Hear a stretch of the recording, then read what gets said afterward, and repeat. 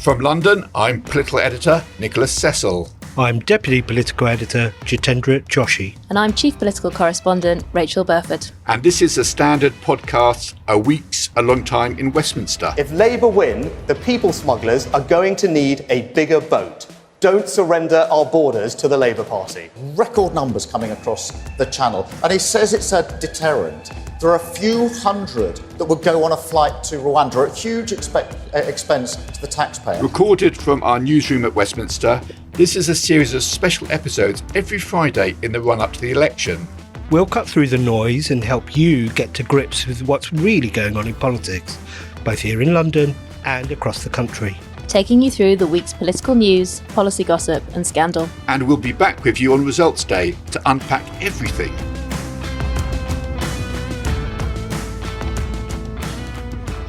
But let's first kick off with the final leaders' debate.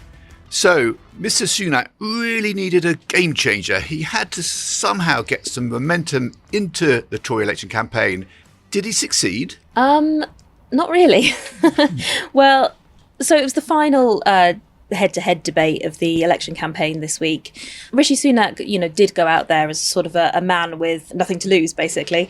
But he didn't really land any sort of terrific blows on Keir Starmer. I don't think Keir Starmer was particularly wonderful either. He sort of floundered a little bit, as he has done in previous debates. But I think a poll at the end of the debate found that it was sort of 50-50 about who won. So no one could really come to any consensus about who won. I mean, I suppose that is quite a good result for someone like Rishi Sunak, who is so far behind in the polls. Probably expect Keir Starmer to be doing better with his 20-point lead. But at the end of the day, it doesn't particularly matter. Was it quite shouty and bad-tempered? There were moments that were sort of bad-tempered between the pair, but I think there was no sort of terrific major blows landed on either of them. I don't think they sort of went through small boats, and tackling the small boats crisis was a major talking point in the debate. There was a few sort of good lines from Rishi on that, where he was trying to pin down Keir Starmer on what Labour's plan actually is to stop those small boats coming across the channel. Keir Starmer has been he's not really laid out exactly what they do. He sort of said, we'd get this new task force in, we'd smash the gangs, smash those human trafficking gangs. This is big sort of point that he makes about Labour and what they would do. And he also sort of said, we'll make deals with nations. So I think what was deemed the question of the night came from a man who said, are you the two best leaders that this country can actually produce?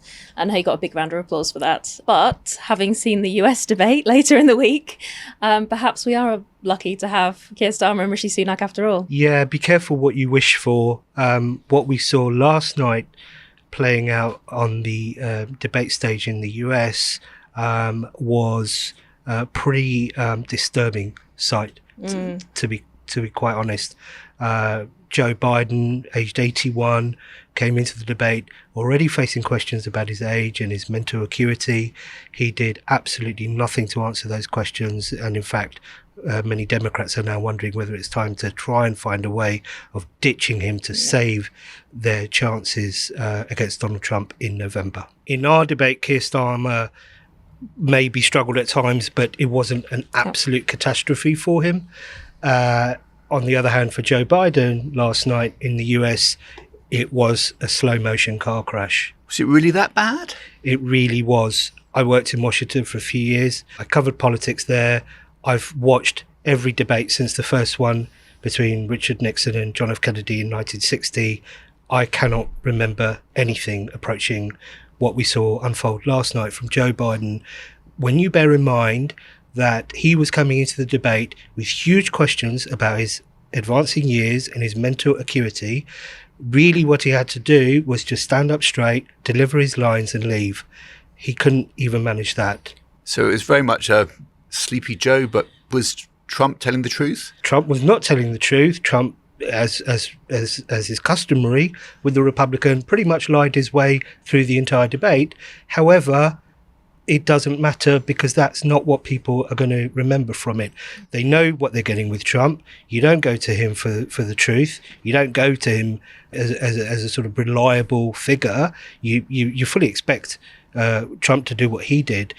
Biden had to reassure people, and he really didn't do that. Yeah, if no one challenges him on not telling the truth, it doesn't matter, does it? And Biden was totally unable to do that. Exactly. Well, back in Britain, we had our own interview with Rishi Sunak, so we could put him on the spot and find out what his plan is for London. He certainly tried to appeal to Londoners, particularly on interest rates and mortgages. He was saying that interest rate cuts, in his words, are on their way. He was stepping into a debate there, which is really normally kind of very much for the Bank of England about what level of interest rates are in this country. But the Tories are very, very keen to try to push this idea that there's better economic news ahead. He also explained how he wanted to get London's nighttime economy revved up again, and also more civil servants back into Whitehall, because in some departments in Whitehall, the occupancy rate saw many civil servants working from home for many days a week. But what struck me really most, speaking to the Prime Minister, was that he was still pretty upbeat. He wasn't a broken man. Yeah, it's interesting, isn't it? He described himself as Tiggerish. You know, he's still got the vim and the verve to go out there and frankly take a beating every day on the campaign trail if it's not sort of getting accosted by Keir Starmer of being accused of lying about Labour's tax policy. He's having to deal with the gambling scandals. He's having to deal with still the fallout from his decision to leave the D-Day ceremonies earlier. But he does seem up for the fight. And it was interesting in the debate, Rachael really did go hard after Keir Starmer, but the challenge there is, as much as that was sort of the inevitable tactic he had to do, equally voters don't really want that sort of thing, do they? They want constructive discussion. Yeah, I think he did have the air of a man who's got nothing to lose in that debate. He really went hard on some things. There was a few good lines, particularly on small boats, where Keir Starmer was saying, well, I would make deals to return some agreements with other countries. And he sort of said, what are you going to do? Make a deal with the Taliban to return people coming from Afghanistan? And that was sort of something that did actually get him a bit of a round of applause. And it was sort of a rare acknowledgement from him as well, that these people coming to this country on these small boats are coming from very desperate situations and cannot be returned because of the state of the country they're coming from. Yeah, he's got this kind of air of a man who doesn't have anything to lose, but the polls are certainly not in his favour, and I don't think there's nothing on the horizon that seems they're going to be turning around anytime soon, certainly not before election day on Thursday. No, and nothing that Rishi Sunak has said or done has deflected the criticism that Keir Starmer made to applause at that debate, which is, his line was, well, if you just spend a bit more time listening to people out in the country, maybe you'll understand them a bit better. Obviously, Rishi Sunak had this huge cloud, which is the betting scandal, hanging over his head during that debate. Keir Starmer didn't manage to land any sort of really punchy lines on it, but he did sort of really lay into Rishi Sunak saying, the one Labour candidate who has been implicated in this scandal was suspended straight away. Rishi Sunak took a week to suspend his two candidates that have been embroiled in this whole thing. And there are obviously more and more Tories being embroiled in this betting scandal every single day, it seems. And it really plays into the attack from Labour, which is that it's one rule for them and another for everyone else. And it helps them to reprise that whole line of criticism over Partygate and various other scandals, and saying this all points to their overarching argument, which is it's time for a change. Yeah, every time they try to get some momentum, it's almost like they shoot themselves in the foot, really. We also interviewed the Liberal Democrat leader, Sir Ed Davey, and he appealed to London commuters and people who live in the capital's commuter belt to help him, in his words, tear down the blue wall. With Wimbledon just about to start, the Lib Dems are targeting 3 seats in southwest London. That's Wimbledon, Sutton and Cheam, and Carshalton and Wallington. So he came up with this phrase, kind of, I want it to be game, set and match. But what's really interesting about Ed Davey's campaign so far is that it's all been very light-hearted, and he's done lots of stunts around the country. And that seems to be paying off for him, because he's actually gone up in the polls. His personal ratings. If you ask people in Britain how many people are satisfied with him, he scored 30%. That was up 7 points from just 3 weeks ago. And 35% say they're dissatisfied. That's down 6 points. Now, these figures seem pretty bad. But compared to Keir Starmer and Rishi Sunak, they're pretty good. Has he done enough, do you think, to overcome the earlier criticism that he did nothing to help the postmasters out when he was the relevant minister back in the Tory Lib Dem coalition? Yeah, so I asked him about that. He's got a candidate stand against him, a former postmistress in his seat of Kingston Surbiton. And he said, well, she will set out her platform, I'll set out my own platform of having kind of campaigned for commuters and so on.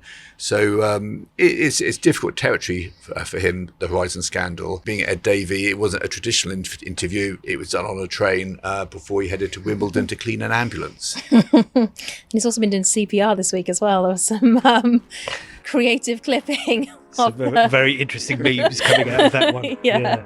Some zooming in shots I don't think any of us needed to see. Right, let's go to a quick ad break now. Coming up, more dismal polls for the Tories, but Keir Starmer is also under fire over some comments he made about Bangladeshi migrants and a row over flip-flops in Finchley.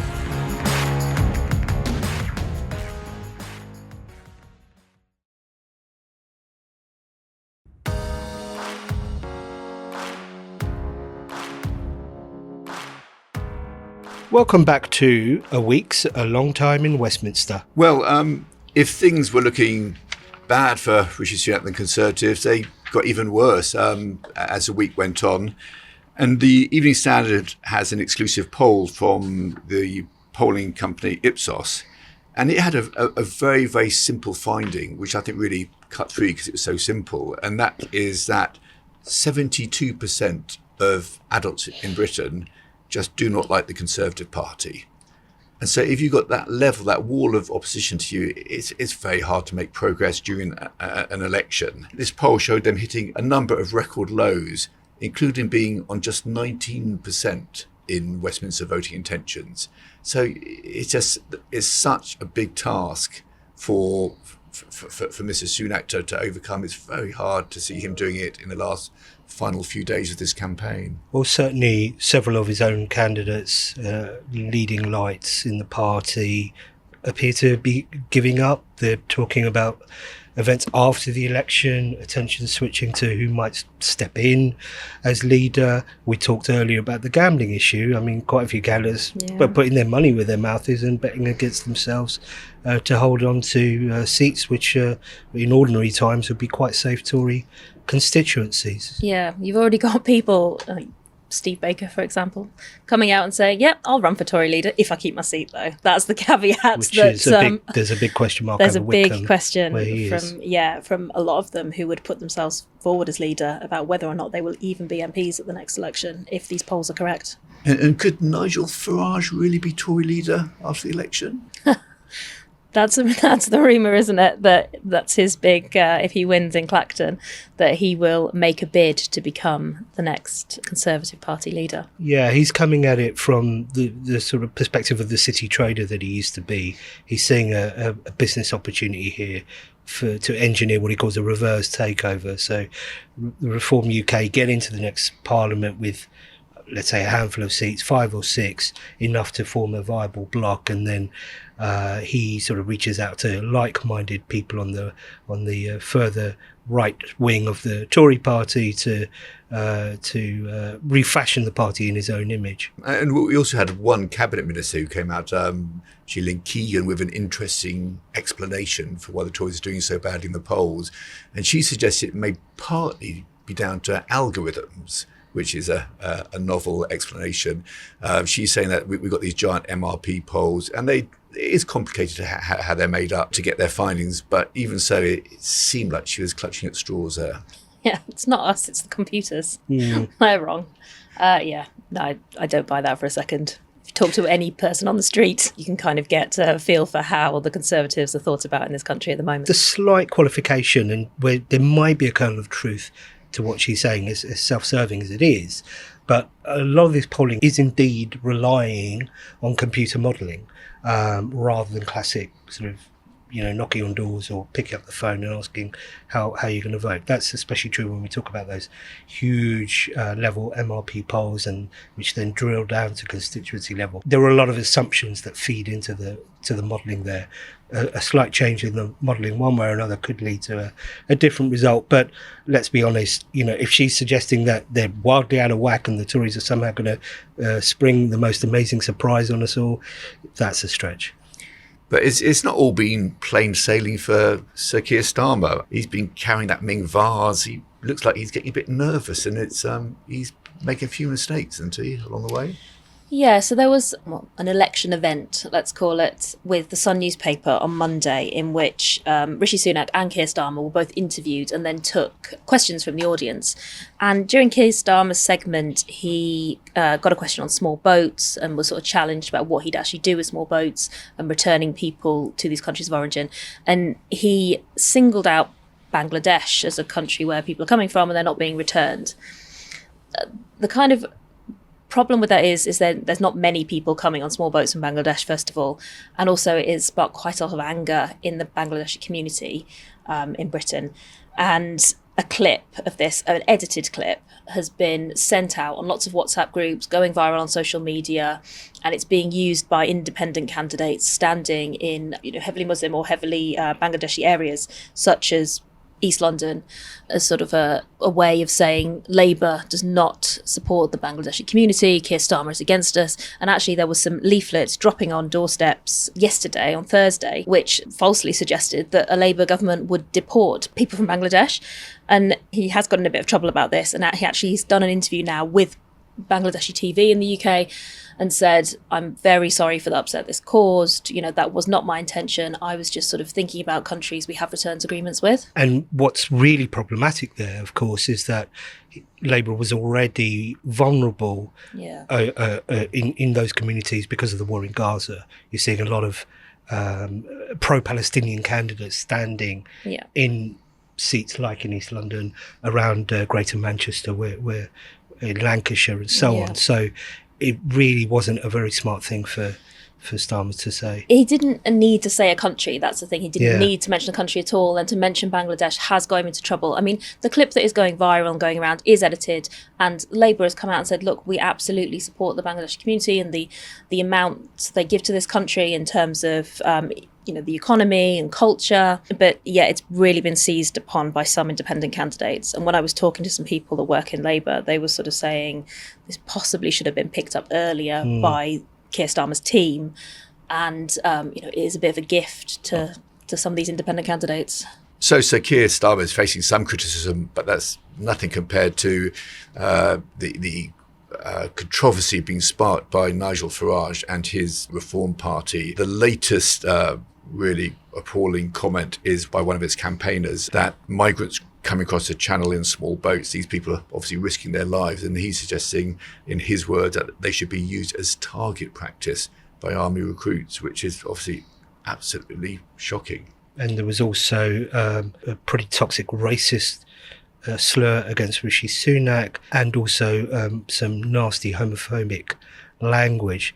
This sort of parlays into the strong suspicion you have about some of the people who surround the Nigel Farage bandwagon. As try as he does to present himself as a reasonable guy who's just standing up for the voice of people who have been overlooked, there's always this undercurrent there of, let's face it, far-right demagoguery that attaches itself to certain movements in this country, and Reform UK seems to be the latest manifestation. Even if the leaders are distancing themselves from this sort of language, are all the foot soldiers singing from the same hymn sheet? Also, I think what's interesting with Farage is that he's a great salesman who sold everyone this image, a vision of a Great Britain after Brexit. Clearly hasn't materialised. Now he's selling a fresh vision, but kind of voters are still buying it, many voters, kind of rather than just seeing through what he really is. Well, because he sold the idea that if he was in charge, it would have been great. But it was those terrible Tories. They screwed it all up. The word he uses is a dangerous one. He says it's a betrayal. And you get into the realms of talking of people who are unpatriotic, who've let us down, who are betraying your interests. We've seen that sort of language in history. Yeah. It never ends well. See it as well, the men arriving on small boats are of fighting age. Like, what does that mean? Yeah. Of fighting age, you mean young? And the Muslims are out to take over the West. That's part and parcel of this mythology. Well, Jit, you've been out in North London to take the temperature there. Kind of, what did you find on the streets of Finchley? Yeah, Finchley and Golders Green is a really fascinating microcosm of where Keir Starmer's project stands. It's been all about what Starmer says is detoxifying the Labour brand after the anti-Semitism controversy under Jeremy Corbyn's leadership. In 2019, Labour were absolutely hammered on that front in Finchley, which has Britain's largest Jewish electorate at about 21% of the total. Labour trailed in quite a distant third place there. Now they're really back in contention. I spent a sweltering few hours out on the campaign trail canvassing door to door with the Labour candidate Sarah Sackman, as well as with the Conservative candidate Alex Dean. And you do get the sense that Labour have got a much better ground game now. They've got a much more viable, impressive candidate in Sarah Sackman, who's a veteran of the Jewish Labour movement, who's Finchley born and bred, who stood there already once before in 2015. So she's a known entity after what the party went through under Corbyn. They've worked really hard to resurrect their operation there. And Alex Dean for the Tories, a local boy in the same way, but he's also quite well known from his work on GB News, where he's often had sort of comfortable chats, shooting the breeze over politics with Nigel Farage, albeit he's very adamant that they have nothing in common politically now, except for a preference for lively debate. But there was a question coming up on the doorstep, wasn't there, about dress sense? His attire. There was indeed. So, as I said, it was a really hot day. It was just shy of 30 degrees. Everyone was wilting a little bit in the heat. And Alex Dean was having no truck with the idea that Tory candidates must always be out in a suit and tie. He was in shorts and flip-flops, which, in any other context would have been absolutely fine, given the heat.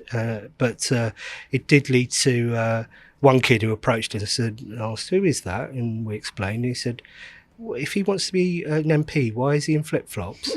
Alex Dean, in his defence, has tweeted in response to our story that he apologises to everyone for showing off his calves on that day. But it was very hot. So are shorts okay, but not flip-flops, or both? I would say shorts are okay when it's over 25 degrees. Flip-flops are never acceptable in the city.